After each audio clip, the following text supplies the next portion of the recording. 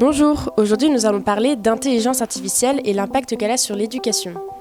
Le terme intelligence artificielle est apparu dans les années 1950 grâce au mathématicien Alan Turing. Il se demandait si une machine peut être plus intelligente que l'être humain. Il conçoit donc un test qu'on surnomme le test de Turing. Ce test consiste à faire discuter à l'aveugle un sujet et un humain, puis ce même sujet avec une machine. Si le sujet ne constate aucune différence et qu'elle ne peut dissocier la machine de l'humain, c'est que la machine a réussi le test. L'intelligence artificielle est un programme informatique imitant ou remplaçant l'être humain.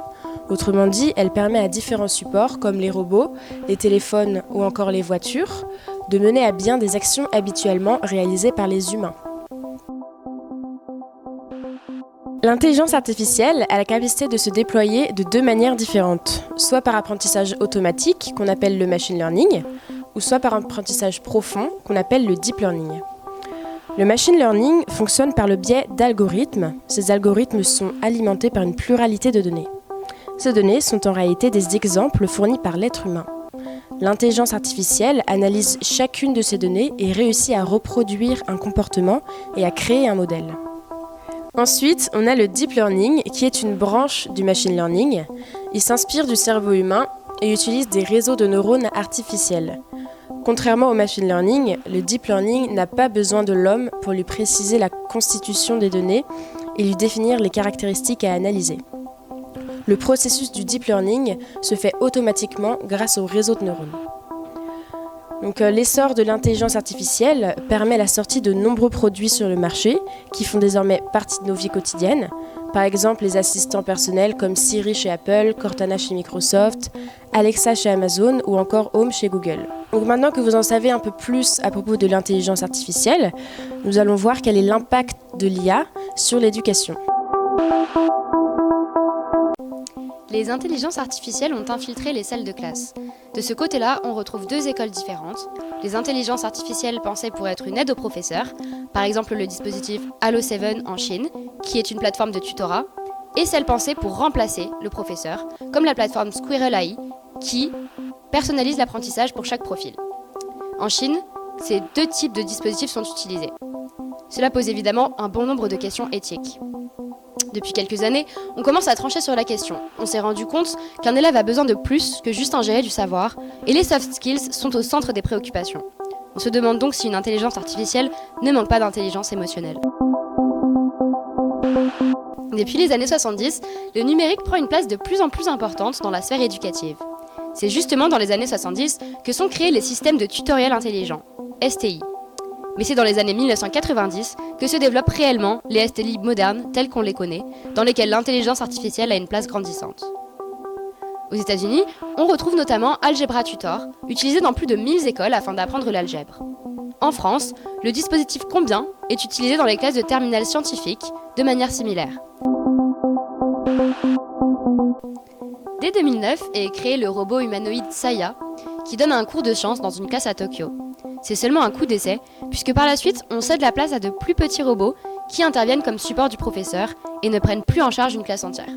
On peut donc citer plusieurs projets, tels que le robot VGO, qui est utilisé afin de permettre aux élèves hospitalisés d'être présents en classe via un robot qui le représente, avec un système de caméra et une possibilité de téléguider le robot pour interagir avec la classe, et le robot RoboSem, qui est utilisé comme un assistant du professeur dans les classes coréennes. Il est équipé d'une caméra, d'un micro et d'enceintes et peut entretenir une conversation avec un élève. Il peut aussi permettre à des professeurs d'enseigner par téléconférence. Indéniablement, les pays asiatiques sont en avance sur nous dans ce domaine, mais tout pourrait changer très vite dans les prochaines années. Aujourd'hui, on est dans une logique éducative qui place l'apprenant au centre. Il n'est plus seulement question de transmettre du savoir-faire, mais aussi du savoir-être, ce qui façonne le débat sur les intelligences artificielles remplaçant les professeurs. Mais le potentiel de l'intelligence artificielle est aussi de personnaliser les méthodes d'apprentissage pour chaque profil, à une époque où de plus en plus de profils à besoins particuliers sont intégrés à la classe.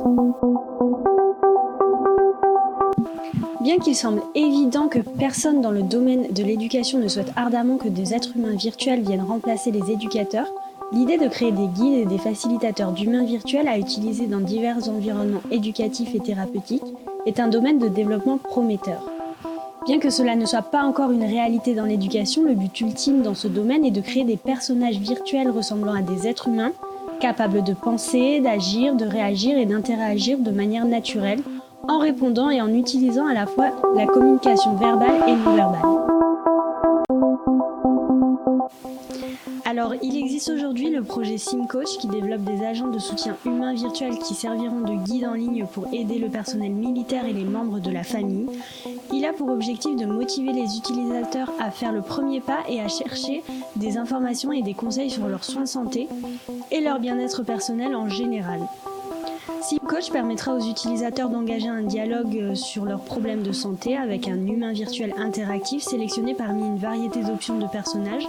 Il répondra à des questions directes et guidera l'utilisateur à travers une série d'exercices et d'évaluations spécifiques à l'utilisateur.